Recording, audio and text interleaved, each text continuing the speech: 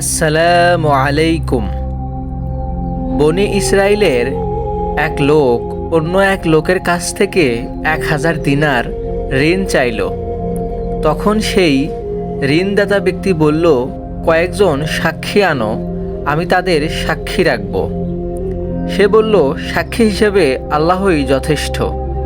তখন ঋণদাতা বলল, তাহলে একজন জামিনদার উপস্থিত করো। সে বলল, জামিনদার হিসেবে আল্লাহই যথেষ্ট। ঋণদাতা তখন বলল, তুমি সত্য বলেছ।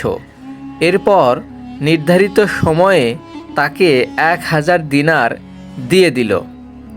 তারপর ঋণ গ্রহীতা সমুদ্রে সফর করল। সে তার কাজ শেষ করে সে যানবাহন খুঁজতে লাগল, যাতে নির্ধারিত সময়ের মধ্যে ঋণদাতার কাছে পৌঁছাতে পারে এবং তার ঋণ পরিশোধ করতে পারে। কিন্তু সে কোনো বাহন পেল না। তখন সে এক টুকরা কাঠ নিয়ে তা ছিদ্র করে ঋণদাতার নামে একটি চিঠি এবং 1000 দিনার তার মধ্যে ভরে ছিদ্র বন্ধ করে সমুদ্র তীরে এসে বলল, হে আল্লাহ, তুমি তো জানো আমি অমুকের কাছ থেকে 1000 দিনার ঋণ চাইলে সে আমার কাছে জামিনদার চেয়েছিল। আমি বলেছিলাম আল্লাহই জামিন হিসেবে যথেষ্ট, এতে সে রাজি হয়। তারপর সে আমার কাছে সাক্ষী চেয়েছিল। আমি বলেছিলাম সাক্ষী হিসেবে আল্লাহই যথেষ্ট, তাতে সে রাজি হয়ে যায়। আমি তার ঋণ যথাসময়ে পরিশোধ করার উদ্দেশ্যে যানবাহনের জন্য যথাসাধ্য চেষ্টা করেছি, কিন্তু পাইনি। তাই আমি তোমার কাছে সোপর্দ করলাম। এই বলে সে কাঠের টুকরাটি সমুদ্রে ছুঁড়ে মারল, আর কাঠের টুকরাটি সমুদ্রে ডুবে গেল। লোকটি ফিরে গিয়ে নিজের শহরে যাওয়ার জন্য যানবাহন খুঁজতে লাগল। এদিকে ঋণগ্রহীতা কোনো নৌযানে করে তার মাল নিয়ে আসে কিনা সেই আশায় ঋণদাতাটি গেল সমুদ্র তীরে। তার চোখে কাঠের টুকরাটির উপর পড়ল, যার ভেতরে ছিল দিনার। সে কাঠের টুকরাটি তার পরিবারের জ্বালানি হিসেবে বাড়ি নিয়ে গেল। কাঠটি সেরার পর সে দিনার আর চিঠিটি পেয়ে গেল। সুবহানাল্লাহ।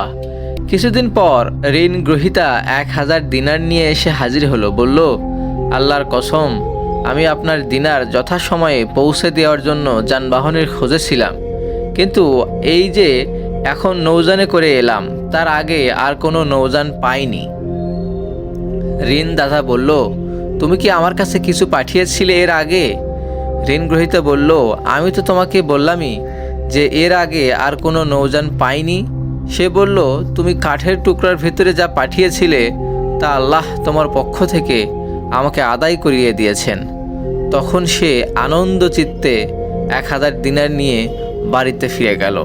হাদিস বুখারী, হাদিস নম্বর 2291।